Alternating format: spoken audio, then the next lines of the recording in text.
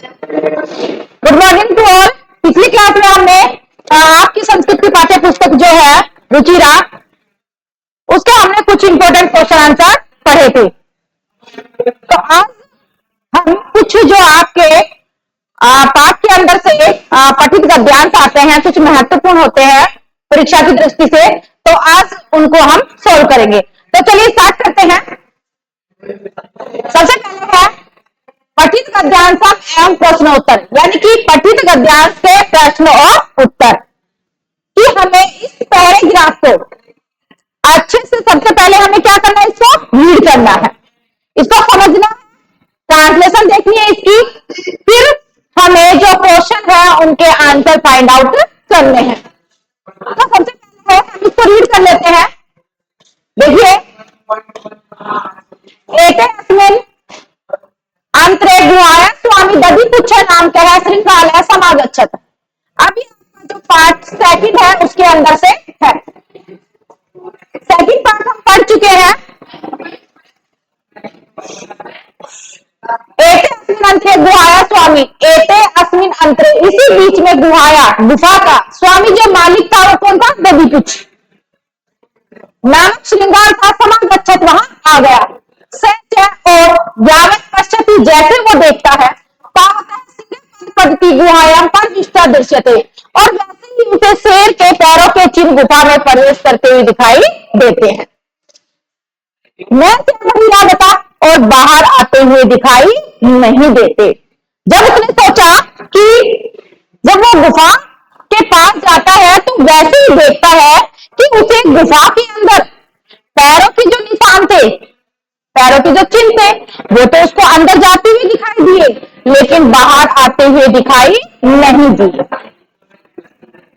श्रृंगार श्रृंगार ने सोचा, अहो विनिष्टो अस्मि, अहो विनिष्टो अस्मि, अब तो मैं मारा गया, मर गया मैं। नूनम अस्मिन् बिले सिंह अस्ति, नूनम निश्चय ही, अस्मिन् बिले, इस बिल में, अस्तित्व ही तर्कयामी, मैं आवाज करता हूं। यानी कि नूनम, इस बिल में, निश्चय ही क्या है, यानी कि मैं छुप कर बैठता हूं। ठीक है, अब क्या किया उसने कि शायद भाई इस बिल में शेर तो होगा, ठीक है, निश्चित इस बिल में कहीं वो छुप कर बैठा होगा, हो सकता है। अब मैं क्या करूं, ततः किं कर्माणि, तब मैं क्या करूं, क्या करना चाहिए मुझे। एवं विचिंत्य, ऐसा विचार करके, दूरस्थ है, दूर से, रवम, रवम का मतलब होता है शब्द, आवाज, कर तुम आरब्ध है, करना शुरू कर देता है। वो बिल है, हे बिल, हे बिल, किम स्मृति, स्मृति का मतलब होता है याद। क्या तुम्हें याद नहीं है, यन मन्यतव्य सह समय कृतो अस्ति, क्या तुम्हें याद नहीं है कि तुम्हारे साथ मैंने क्या शर्त लगाई थी। यदा बाह्यता, यदा जब मैं, बाह्यता मतलब बाहर से, बाहर से, बाहर से प्रत्यगमिष्यामि, लौटूंगा, कि जब मैं बाहर से लौटूंगा, तदा तब त्वं मामः, तुम मुझे आपर्यस्यसि, तुम मुझे पुकारोगी। यदि तुम न आपर्यसि, यदि तुम मुझे नहीं पुकारोगी या नहीं बुलाओगी, तरही तो अहम द्वितीय बिलम यास्यामि, तो मैं दूसरे बिल में प्रवेश कर जाऊंगा। उनकी कुछ शर्त लगी थी, उसने ऐसा विचार किया कि मैं इस तरह, उसने कुछ उपाय किया। अब देखो, अब है प्रश्न, सबसे पहला क्वेश्चन है एक पदे, एक पदे यानी कि हमें एक पद में ही आंसर देना है।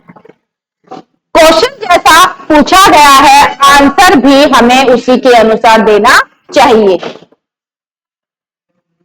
श्रृंगाल है किम अपश्यत, श्रृंगाल ने क्या देखा, क्या देखता है वो, जैसे ही वो गुफा में, गुफा की ओर देखता है, वैसे ही उसके शेरों के पैरों के चिन्ह मिलते हैं। तो यहां पर ये रहा,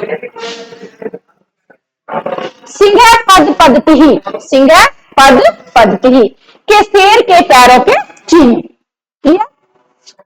पूर्ण वाक्य,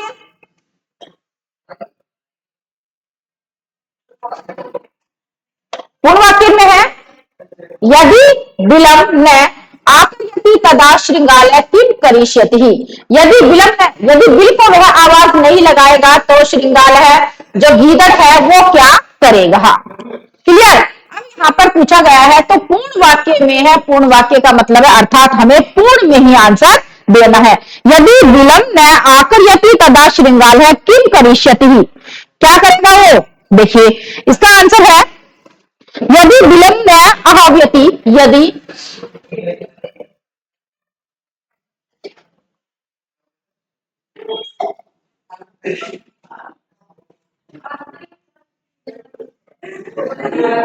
अहाव्यति, यदि विलंब न अहाव्यति, ठीक है। यहां से हम क्वेश्चन में से कर देंगे, यहां से यदि विलंब न अहाव्यति तिदा श्रृंगाल है किम, ये हम यहां तक कर देंगे। फिर इसके बाद हम आंसर में क्या लिख देंगे, आंसर में हम लिख देंगे तदा श्रृंगाल है द्वितीय विलंब है यास्यति, तदा, यहां से तदा ये आ जाएगा द्वितीय विलंब यास्यामि, कि वह दूसरे बिल में प्रवेश कर जाऊंगा। क्लियर। ये हो गया हमारा पूर्ण वाक्य का। सिर्फ हमें क्या करना है, क्वेश्चन में से हमें यहां तक ये पूरा ले लेना है और किम की जगह हमें यहां कर ले अहम द्वितीय विलंब यास्यामि। क्लियर। ये हमारा हो गया पूर्ण वाक्य का। थर्ड है यथा निर्देशनम उत्तरम, कि हमें निर्देश के अनुसार उत्तर देने। शब्दम इति स्थाने किम पदम अत्र प्रयुक्तम, शब्द जो है इस स्थान पर जो पद है, अत्र का मतलब यहां पर क्या प्रयुक्त हुआ है, रवम।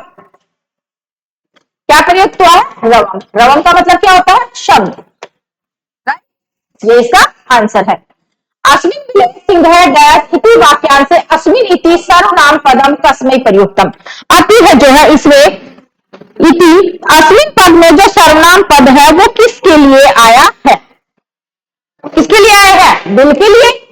जाहिर सी बात है कि इस बिल में मैं तो किसके लिए आया है, बिल के लिए। तो जब बिल के लिए आया है तो हम क्या लगा देंगे, बिलाव है। क्यों, क्योंकि यहां पर के लिए आता है तो हम तृतीया विभक्ति का चतुर्थी विभक्ति का यूज करते हैं।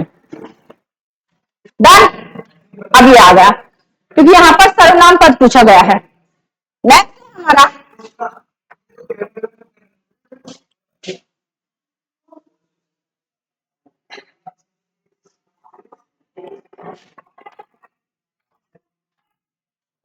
देखिए सेकंड पैराग्राफ है हमारा, सेकंड चैप्टर का ही है। इसको हम रीड कर लेते हैं। सबसे पहले क्या करना है, हमें समझना है। एतत् श्रुत्वा सिंह अचिंत्यत, एतत् श्रुत्वा, इसके बाद यह सुनकर सिंह अचिंत्यत, शेर ने सोचा। क्या सोचा, नूनम ऐसे शाम गुहाया स्वामी ने सदा सम आहनम करोति ही, नूनम ऐशाम के निश्चय ही इस विभाग का जो मालिक है सदा पुकारता होगा, यानी कि वो हमेशा ऐसी आवाज करता होगा कि वो जब बाहर से आएगा तो उसको पुकारेगा। परंतु मद भयाद न किंचिदम वदती ही, परंतु मेरे डर से वह कुछ भी नहीं बोल रही है।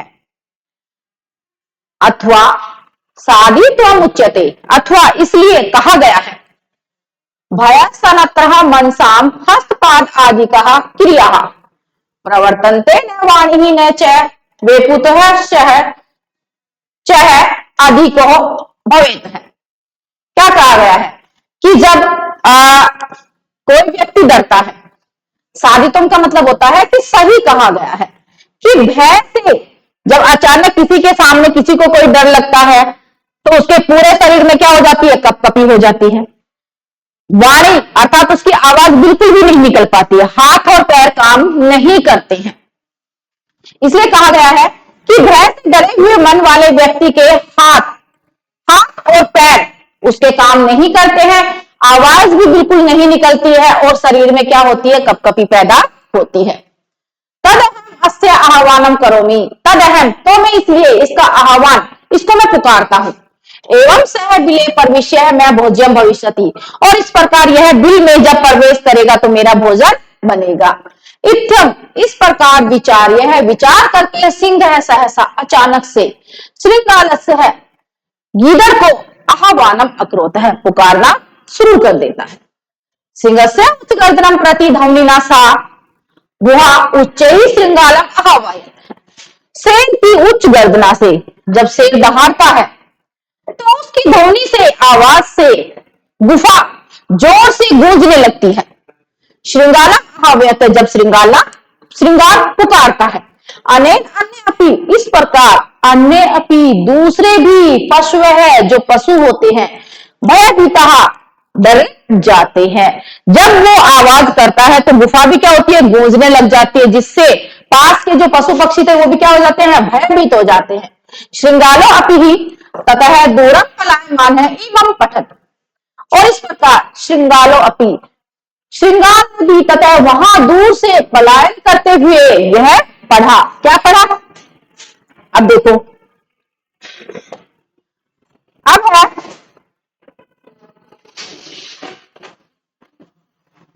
इस प्रकार हमने पठित पद्यार्थ हमने कर लिया। अब इससे हम क्या करते हैं, क्वेश्चन आंसर करते हैं। देखिए, सबसे पहला प्रश्न है वो क्या कहना चाह रहा है कि एक पद एक उतरत एकच्रुत्वा कह अचिंत्यन, यह सुनकर कह, किसने सोचा? कौन सोचता है ऐसा सुनकर?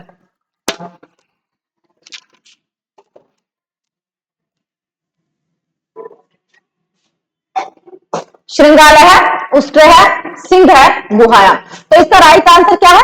सिंह है। ये इसका राइट आंसर है। गुहा किम करोति ही, गुफा क्या करती है? क्रिया, सेवा, संभाषणम, स्वामी संवाहनम। क्या करती है? स्वामी का संवाहन करती है, अर्थात अपने मालिक को पुकारती है। ये इसका राइट आंसर है। पूर्ण वाक्य केसाम हस्तपाद आदि का क्रिया वाणी चयन प्रवर्तनते। केसाम, किसके हाथ और पैर आदि जो क्रियाएं होती हैं वो काम नहीं करती है, वाणी और आवाज भी नहीं निकलती है। तो इसका राइट आंसर क्या है? अभी हमने पढ़ा था भय सनत्र मनसा, ये रहा इसका राइट आंसर। भय सनत्र मनसाम हस्तपाद आदि क्रिया न प्रवर्तनते। क्लियर? ये वर्ड आ जाएगा इसमें, भय सनत्र मनसा। अब नेक्स्ट देखो, थर्ड है कंपनम इति स्थाने किम पदम अत्र, अत्र यानी कि यहां पर प्रयोग हुआ है। कंपनम जो शब्द है इसके स्थान पर ऐसा क्या शब्द है जिसका यहां पर प्रयोग किया गया है? तो इसका राइट आंसर आ जाएगा कंपन। कंपन का मतलब क्या होता है कि अर्थात कपकपी हो जाना शरीर में, तो इसका आ जाएगा, ये यहां पर इसका राइट आंसर है।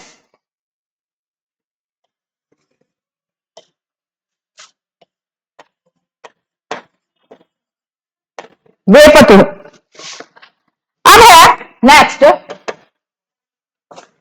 ऐसा गुहा स्वामिनः डैश इति वाक्यांश से ऐसा इति सर्वनाम पदम तस्मै, किसके लिए प्रयोग हुआ है? सर्वनाम पद यहां पर ऐसाम है, तो ये किसके लिए आया है? देखिए, सिंहाय, गुहाय, संवहनाय या भयाय। ऑप्शन दे रखे हैं, तो इसका राइट ऑप्शन यहां पर क्या आएगा? गुहाय, कि गुफा के लिए वो वर्ड आया है। क्या? ऐसा। ऐसा वर्ड किसके लिए आया है? गुफा के लिए आया है। तो इसका राइट आंसर क्या हो जाएगा? गुफा, गुहा। नेक्स्ट है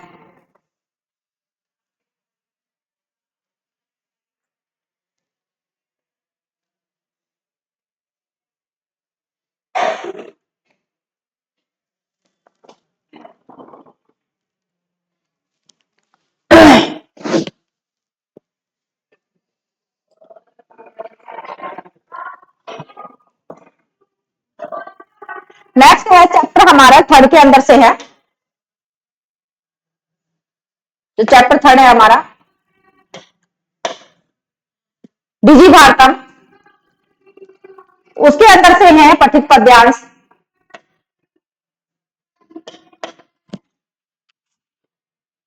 देखिए, अद्य संपूर्ण विश्व डिजिटल इंडिया इत्यस्य चर्चा सूर्यते। अद्य, आज संपूर्ण विश्व, पूरे संसार में डिजिटल इंडिया की जो चर्चा है वो सभी जगह सुनाई देती है। अस्य पदस्य कह भाव इति मनसी जिज्ञासा उत्पद्यते। अस्य पदस्य, इस पद का क्या भाव है। यह हमारे मन में जानने की जिज्ञासा उत्पन्न करती है। काल परिवर्तनेन सह मानवस्य आवश्यकता अपि परिवर्त्यते। काल परिवर्तनेन अर्थात समय के परिवर्तन के साथ मनुष्य की जो आवश्यकताएं हैं वो भी क्या है, बदलती जाती है, उनमें बदलाव आता है। प्राचीन काल ज्ञान से आदान प्रदान मौखिकम आसीत। प्राचीन समय में जो ज्ञान का जो आदान प्रदान था वो कैसा था, मौखिक था। विद्या श्रुति परंपराया ग्रहायते, और विद्या की जो परंपरा थी वो क्या थी, सुनने की परंपरा थी। अर्थात प्राचीन काल में विद्या सुनकर ग्रहण की जाती थी। अनंतरम ताल पत्र उपरी, अनंतरम उसके बाद ताल पत्र उपरी, जो ताल के जो बड़े बड़े पत्ते होते थे और भोजन के जो पत्ते होते थे उन पर लिखने का कार्य आरंभ हुआ, क्योंकि उस समय कागज और कलम का आविष्कार नहीं हुआ था। परिवर्तनी काले कर्गदस्य लेखन्या च आविष्कारेण सर्वेषां मनोगता भावानां कर्गदो उपरि लेखनम प्रारब्ध है। और परिवर्तन के समय कागज और लेखनी के आविष्कार में सर्वेषां सभी मनुष्य के जो मन के जो भाव थे वो कागज के ऊपर लिखने प्रारंभ कर दिए। हमने इसको रीड कर लिया है अच्छे से। हम अब इसके क्या करेंगे, प्रश्न उत्तर करेंगे। सबसे पहला है वन वर्ड में, काल परिवर्तन सह कस्य आवश्यकता परिवर्तते। काल परिवर्तन के साथ किसकी आवश्यकताएं बदली, मनुष्य की आवश्यकताएं बदली। तो इसका राइट आंसर क्या आ जाएगा, मानवस्य। ये रहा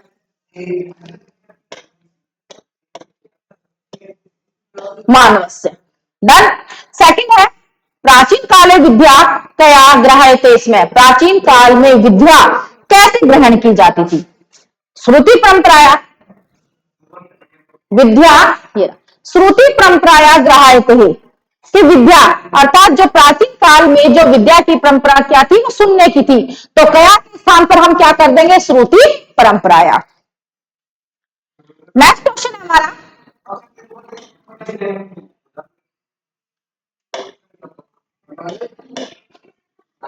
भाव पदे प्रकृति ही प्रत्यय चय पृथकम कृत्वा लिखत। भाव जो पद है इसमें आपको क्या अलग करना है, आपका जो प्रकृति जो प्रत्यय है वो आपको पृथक अलग करके लिखना है। भाव, अब भाव यहां पर एक शब्द दे रखा है, इसका प्रकृति प्रत्यय आपको क्या करना है, इसको अलग करके लिखना है। तो भाव में क्या लगा हुआ है, भी धातु है और घ प्रत्यय है। भू धातु घ प्रत्यय। डन, इसको हमने अलग कर दिया। उसके बाद है भोजन पत्र उपरी इत्यस्य संधि विच्छेद है कृत्वा संधे नाम अपनी लिखत। भोजन पत्र उपरी इत्यस्य, इसका संधि विच्छेद करके आपको संधि का नाम लिखना है। तो भोजन धन उपरी, भोजन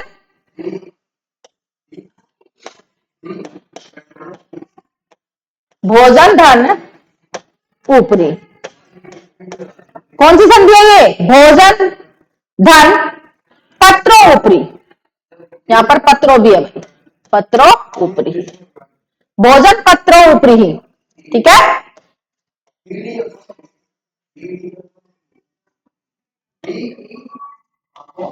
भोजन भोज पत्र ऊपरी, ऐसे भी हम इसको कर सकते हैं।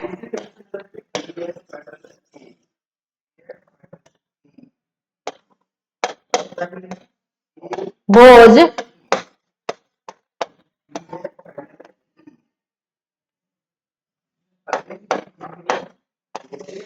भोज, और हम भोजन भी कर सकते हैं, ठीक है। और यहां पर कौन सी संधि हो जाएगी, गुण संधि।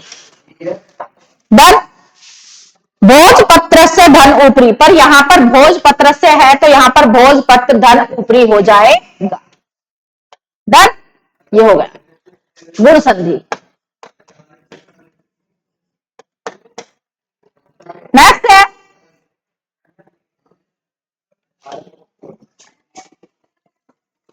प्रश्नोत्तर भी यहां पर हल किए गए हैं। उसके बाद है नेक्स्ट है हमारा, इसी का और ले लेते हैं एक,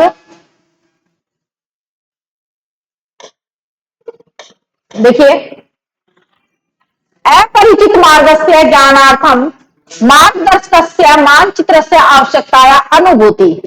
अब आपने देखा होगा कि अब जब आप कहीं जाते हो, अनजान रास्ता है, अननोन कोई जगह है, तो आप क्या करते हो? गूगल से उसको सर्च कर लेते हो, गूगल मैप ओपन कर लेते हो और आप वहां पर पहुंच जाते हैं।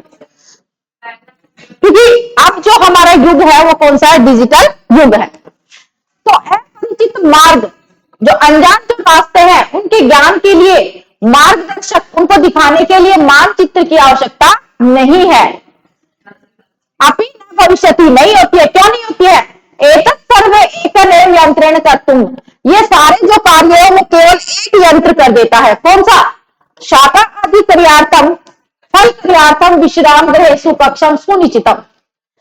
सब्जी आदि खरीदने के लिए, फल खरीदने के लिए विश्राम गृह में कक्षा वो सुनिश्चित करने के लिए, और चिकित्सालय में, हॉस्पिटल में बिल यानी कि फीस देने के लिए, और विद्यालय महाविद्यालय में शुल्क देने के लिए, किन बहुनाम दान अपि, और कहीं पर दान देने के लिए चल दूरभाष यंत्र में, अर्थात जो चल दूरभाष यंत्र है, मोबाइल यंत्र है, अलग पर्याप्त है, काफी है। वो केवल एक मोबाइल से हम ये सारे काम कर सकते हैं। कैसे? कि हम फोन से सारे बिल पेमेंट कर सकते हैं हम। क्लियर? डिजी भारतम इति अस्य दिशि वयम भारतीय द्रुत गत्या अग्रेसरा में, और डिजी भारतम, डिजिटल जो भारत है, अस्य इस दिशा में हम सब भारतीय तेजी से आगे बढ़ रहे हैं। अब इसके क्वेश्चन आंसर कर लेते हैं हम। एक पद में है सबसे पहले, अपरिचित मार्गस्य ज्ञानार्थम कस्य आवश्यकता अनुभूति न भविष्यति। अपरिचित अनजान रास्तों के ज्ञान के लिए किसकी आवश्यकता का अनुभव नहीं होता है हमें? मैप अर्थात मानचित्र। मानचित्र से शास्त्र आदि क्रियार्थम किम प्रयुज्यते सांप्रतम। सब्जी फल आदि खरीदने के लिए क्या अब हम किसका प्रयोग करने लगे हैं? किसका प्रयोग करने लगे हम? क्योंकि हम पैसे की जगह हम मोबाइल का यूज करने लगे हैं, उसके जरिए हम अपना जो भी पेमेंट होता है वो हम आसानी से कर सकते हैं। तो यहां पर आ जाएगा चल दूरभाष यंत्र में। किम के स्थान पर केवल हम एक वर्ड लिख देंगे, क्या है? चल दूरभाष यंत्र में। क्लियर? यथा निर्देशनम उत्तरम, यथा निर्देश हमें उत्तर देने हैं।